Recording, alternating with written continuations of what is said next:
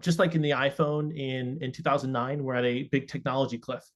There's a new technology out there that's going to change a lot of the ways that we work, not everything. Well, hey, Matt, welcome to the show. How are you? Hey, Rafi, thanks so much. I'm doing fantastic. Well, I'm looking forward to diving into the whole topic of insight generation and content creation to drive business. But before we do that, tell us a little bit about yourself, your professional background, and what brought you to doing what you're doing at Insight Voice. Yeah, so my professional background has been a bit of meandering path. I studied philosophy in college, and then I went on to sort of like I worked in education for a little bit, but then I eventually realized like what was going on in the tech scene. Made my way out to Silicon Valley. I've worked at some of the bigger tech firms, but then I ultimately got into Y Combinator because I was just obsessed with starting things. So I started companies. I did like a scrap metal company, which was a Oh, lot of nice. fun. I've done some Restaurant healthcare, too, right? some yeah, yeah. I've done. I had a bakery. I've done. Um, I did a healthcare startup. I worked at a big healthcare startup that went to a Series C venture. That was my most latest stint. And yeah, just I love the journey of a company. I love starting it. I love jumping in and learning a new industry. And so when I started this in November, and what's really cool today is that just like in the iPhone in 2009, we're at a big technology cliff. There's a new technology out there that's going to change a lot of the ways that we work. Not everything, the basics are still the same. Provide great customer service, provide great insights to your customers, and those businesses will win. But the pathways for that are opened up by AI, and I saw that and I was like, oh, we're going to do this. We're gonna figure out a way to help businesses grow with this new tool. Yeah. So tell us a little bit about the tool, and then we'll dive into the just whole content creation and why you might want to do it in the first place. Yeah, so the tool is really simple. And what it does is it works really, really well for experts who are sharing their expertise in order to grow businesses. So think, anyone who had the buying decision is involved in making the choice of I trust this person, lawyers, doctors, physicians. And what it does is it gives you the questions that your customers are asking. I have a friend who says, the hardest thing to remember as an expert is what it's like at the beginning, what it's like for Yeah. a beginner. And so your customers are asking you questions, but they're asking them indirectly. They're asking through Google. They're asking through now ChatGPT. We give you those questions that your customers are actually asking. You come on there and you just answer them quickly. You shoot a 1 to 2 minute video, just answering a very simple question that your customers would have, and then we help you distribute it. So we take that insight that you've given on the video, and we transcribe it and we put it into a blog, an FAQ, or a social post, whichever channel you're really trying to grow with. Yeah. Yeah. And I think the idea of just generating content in general, there's a lot of push behind it. Okay, like SEO, you want your website expanding, yada, yada, yada. But unless it's focused, right, the content is just taking up space if it's not valuable. And that's one of the things, like having the prompt, especially the way y'all do it in Inside Voice, is really valuable. It gives somebody the ability to share little snippets of their expertise that show, like, I know what I'm talking about. Yeah, yeah, Without all the thinking that's involved in, like, okay, how would somebody that's looking to buy services from me actually phrase this question, right? correct. And when you talk to like even content marketing specialists, they spend 30% of their time thinking about what questions should be asked. Yeah. So being able to automate that now with AI is really important. But then even like what channels you should focus on. Like it costs $400 to write a blog, before AI, and that's because someone who's writing a blog for you has to go do research. They have to somehow get your expertise, and it really doesn't work when you hand it off to someone else. But if you're writing it yourself, that's an 8-10 hour exercise, and most small business owners don't have that kind of time. Yeah. All right. So then, just very briefly, I guess let's start with your own use of it, because you use your own product. Yeah. How has it been just kind of a very useful to use something like this as kind of generating this content for you? Because I'm assuming you're not just using LinkedIn, you're using various channels to grow the business. Like, how's that turning into an actual ROI for time spent on content creation versus, business sales and all that down the line? Yeah. So for anyone who's been in an early startup, those first customers are really hard to get. And Yeah. they're just like exceptionally difficult to get. And like trying to narrow the focus is hard. I've been using this product. I looked at this earlier today for just over 6 months, and we've had over 1,500 signups just from LinkedIn alone on our product. And my audience was not very big at the beginning. I went from just over 1,000 connections on LinkedIn to now I have almost 5,000, and we're doing somewhere between 10 and 15,000 impressions a month, which is like I didn't post on LinkedIn before. The other big channel that we're really growing from is on our blog that we also invest in. And blogs take a little bit longer to ramp up, but we're getting over 1,000 like sort of impressions a day, and those are turning into like I think it's like 15 clicks a day. So that's still growing for us, and we're still trying to massage that. But from an early company, that's really huge. So those are the two ones that we're mostly investing through our product, as well as like our FAQ and everything that it's really helped us write. Yeah. So then let's talk about, you mentioned it at the beginning. Something like this is good for, I'm thinking like healthcare technology companies who are listeners of this podcast, or healthcare providers or provider organizations, people that have expertise that they need to share in order to kind of move the buying cycle along. So kind of in your experience with this, like what is that first question, I guess, that maybe a prospect might be asking? Because I'm assuming a lot of times you mentioned they're kind of asking indirectly, they don't really know, but that bottom question is like, do I trust this person, or does this person have the expertise? So like, how important is that? How quickly do you want to address that in the buying cycle? How does doing something like maybe distributing content among various platforms help you with all of that? Yeah, so just the basic experience when I get on a sales call, and we're still doing a lot of sales calls as an early stage company, is that people know my story, they know what we're focused on, and they know a lot about our product. So they're pre-qualifying in a lot of the process. And so when I get on them, they'll tell stuff to me about myself. They'll say, "Oh, how's this going? I saw this insight the other day." And I've been on cold calls before this. I've started other companies where I would, you'd spend all this time and energy booking an appointment with somebody. You'd get on there and they're cold to you, and you're cold to them. So you've got to warm them up on that call. It's just like a tremendous difference for them to be walking into you, having a question for you often of like, "Hey, how do I do this? How do I explore this? How do I grow my business this way?"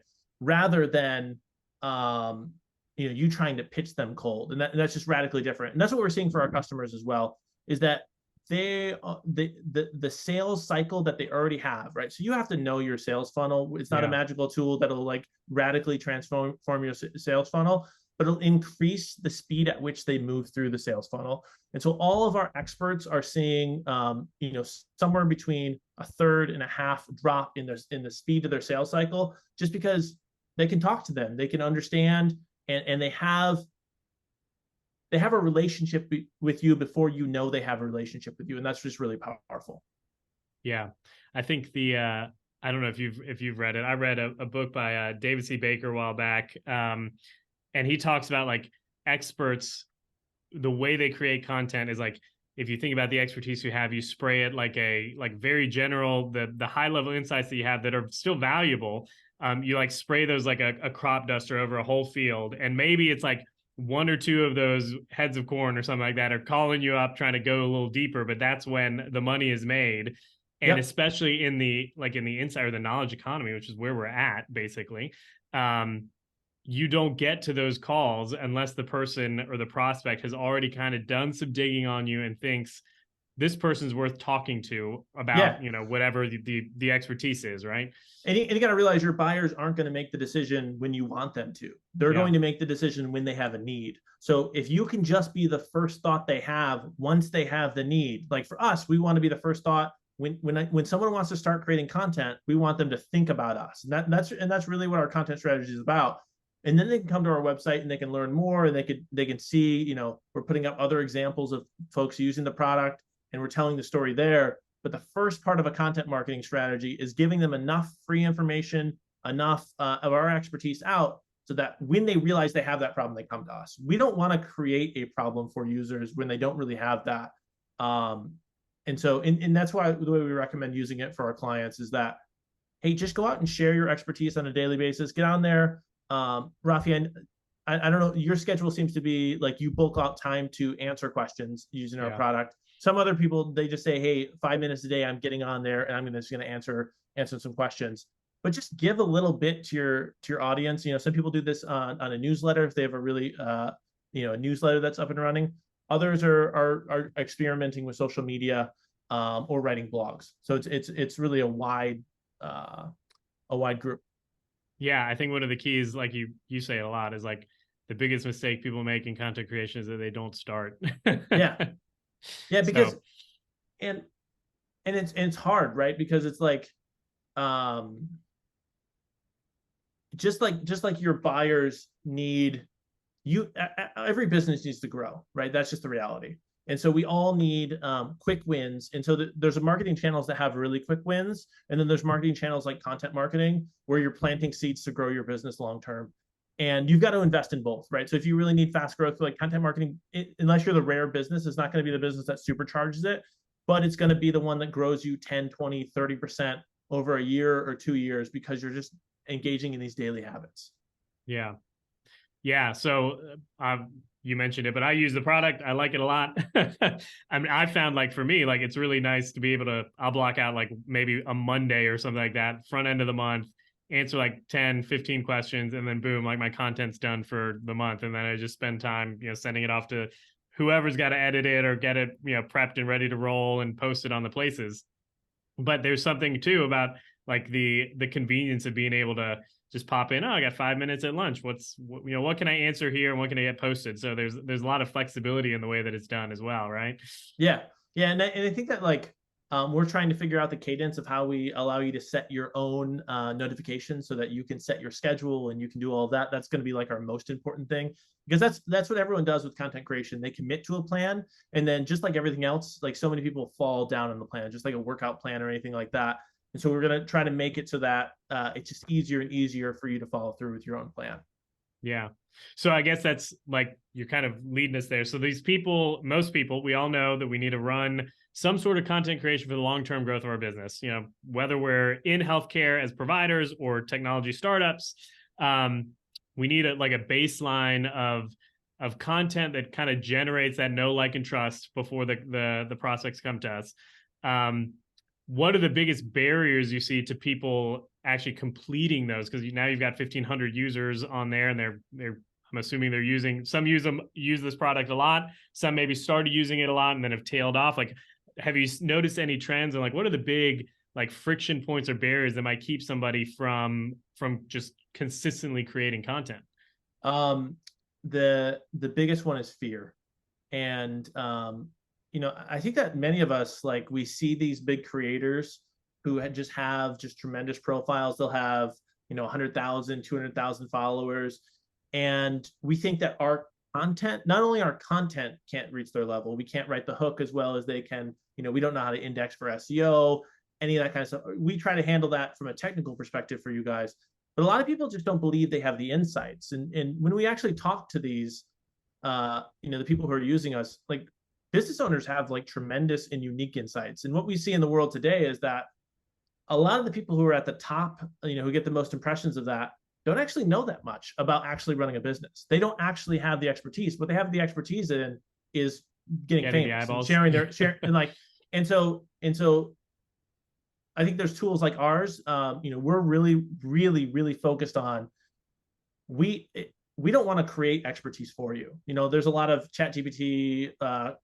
wrappers that will just write content for you and will create knowledge that you don't actually have. We fundamentally believe that you have unique insights for your customers that your customers need to hear, and that you should match with them. Accountants should be working with more people because they're talking about different accounting things. Doctors should have, physical therapists like yourself should have, should be able to meet your neighbors where they are, because they're coming to you asking you questions. Because when they get their newsletter, they see, oh, you're talking about this stretch, or you're talking about that stretch, or you're talking about, this methodology or thought plan. So you have the expertise. You just need to see the questions that you can jump on there and just answer them right away. And we're not quite there yet. I would say we're like 95% of the way there, of making it so that content comes out super crisp every time. and is really ready to shine. But you have to understand that you don't need to be fearful. You do this business every day. You do the hard work. You meet with your clients. You deliver value for them. People want to hear about that. People are interested in what you have to say, and that's the biggest thing. Yeah, that that reminds me. The first time I was teaching at graduate school, I was kind of I was nervous about it. One of the professors there, who was my professor in college, was like, "Listen, you just have to remember this: you know more than they do already." And I think a Yeah. lot of times experts in a field, like, they know, maybe it's the fact that they know that there are people out there that are so much more maybe smart, experienced, well versed, whatever, in this topic area. They're like, well, what can I bring to the table? Yeah. But the reality is, like, to a prospect that knows very little about your area of expertise, you can bring a whole lot, right? Yeah. And with video, you can bring a whole lot of empathy, right? Like you can say, we have auto mechanics using our platform. They say, hey, I understand what it's like when you're stuck in the mud. I understand what it's like when your carburetor isn't working, right? And so they bring that, like, they bring that unique empathy and they bring that knowledge at the same time. Yeah. Well, and how much of that too, like, is in a world of, like, 50 accountants in a city, or a lot of doctors in a city, or a lot of tech companies, like, how much of the buying decision in those areas is not personality based, but maybe even relationship based, like that, like, an Yeah. accountant knows the same thing regardless of whether you go to accountant A or accountant B, but a lot of times it's just the way you click, or the relationship, or whatever. Yeah. And if we look at the world today, it is more and more personality based Yeah. decisions that we're making for our buying decisions. We want to know these people. We want them to be, I'm not sure if we want them to be our friends, but we want to be able to connect with them on a real level, other than the thing that which we need to do. When I go meet with my accountant, like, when I guess go back, when I chose my accountant, I went and checked out 5 or 6 different people because I wanted to make sure that they understood, about how to do tax, but I also want to understand, do you know what it's like tax for a startup? Do you know what it's like to be a founder? Do you know some of the things we typically miss and some of the things we typically get right? And how do you help me with that? Um, if they had been creating content, I could have consumed that and made that decision a lot easier. And those who do, in these knowledge fields, who are creating content and who are out there just sharing a little bit of information, which is a little bit of time and effort, their businesses are growing. That's just the reality. It's not something you should bet. It's not going to get you short-term growth. That's unlikely, but it will bring you long-term growth. Yeah, I tell people all the time, like, I started doing this kind of work in, like, 2017, and it wasn't until, like, 2020, 2021, where it was like the inbound leads were just coming in, and it was because Yeah. of 4 years of doing content creation and lead generation, all of that kind of stuff beforehand, laying the groundwork. And then I had people that were like, oh, I've been, following the podcast for 2 years, 3 years. I've been listening to listening to that, watching the newsletters or the videos, whatever it is. But it's been built up over a period of time. Now, part of that is it's consulting, and that kind of it's a longer sales cycle in general. But the same principle holds true for accounting or healthcare or whatever. Like, there's going to be a lag time in the time that somebody notices you to the time they actually make a buying decision. Yep. And that's just like, and when I'm putting on my marketing hat, it's hard for me to understand that because I'm ready to find people right when they're ready to buy. I'm ready to sell them right away. When I think about how I actually buy, I consume a lot of information before I reach a buying decision on any product, any software product, but also, unless it's an emergency with a healthcare professional. Like, I want to make sure they have the expertise. I want to make sure that their philosophy is aligned with mine, and then we'll go and have that conversation. But that takes time, that takes effort, and you'll see it trickle through eventually. Yeah. Yeah, I think they said one of the big statistics that always gets thrown out is like, oh, only 3% of the people that land on your content are ready to make a buy now decision now. So it's like it makes sense to have a body of content that people can, or insights that are kind of banked, that people can consume and kind of get to know you while they're moving through those stages of, even if it's behavioral change, like they're in pre-contemplation now and they haven't made the decision to move into action or whatever. Yeah, and one of the most important ones, which many of your listeners probably have, is previous buyers, right? So those are your most likely people who would like to hear something from you. They'd like to hear an insight you've had about, especially if you're doing treatment practices, like, hey, just an update on this type of medical practice that we're hearing about. Here's this piece of information. Just to keep you top of mind. You provided good service to them. They don't typically have a buyer's need from you right now, but they will in the future. And just, a quick newsletter that sends that out, they can share your insight. That can be really powerful. Yeah. Yeah. I think one of the biggest, especially in healthcare, one of the biggest underutilized assets that most healthcare practices have is their past patient list. Yeah. they Yeah. never use it. Well, for the Yeah. most part. Yeah. And it's interesting, those sectors of the economy that don't do the sort of drip campaigns that all the other sectors. Obviously, there's privacy and all that stuff that we're about in healthcare, but just being able to say, hey, we're here, we love being here, we love serving our patients, is an important message to continue to convey in every industry. Yeah. Yeah, that's awesome. Well, Matt, thanks so much for taking the time. If there's like one or two main takeaways about content creation, insight generation that you'd want a listener to walk away with from the episode, what would they be? Yeah, just trust your own expertise.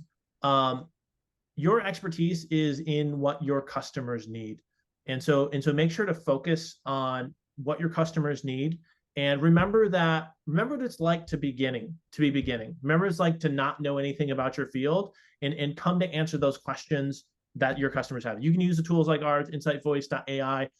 We really try to set it up really easy for you to come on and see from the perspective of a novice. But then just get out there and trust yourself and your expertise. I would say that's the most important thing. And it's going to take some time to develop your voice. Rafi, you can attest to this. Yeah. It took like a couple of years to really figure out, like, how do I say things? How do I communicate things? How do I find the right audience? That's going to be true for anyone who's starting this, but it happens pretty quickly. And if you use tools that sort of frame the topics of conversation for you, it'll happen a lot faster. Awesome. Cool deal. Well, Matt, where can people find out more about you, connect with you on LinkedIn, the website for Insight Voice, all of that, all the places? Yeah, so I'm most active on LinkedIn. So find me at Matthew Curtis. It'll have an Insight Voice logo attached to it. But then come to insightvoice.ai and reach out to me at Matthew@insightvoice.ai. Be happy to walk anyone through sort of not just our product, but sort of like how they can think about growing their business. That's a great conversation. We've had a lot of people, and would love to continue those. Cool deal. Awesome. Well, Matt, thanks so much. Have a good one. Thank you. Thank you, Rafi.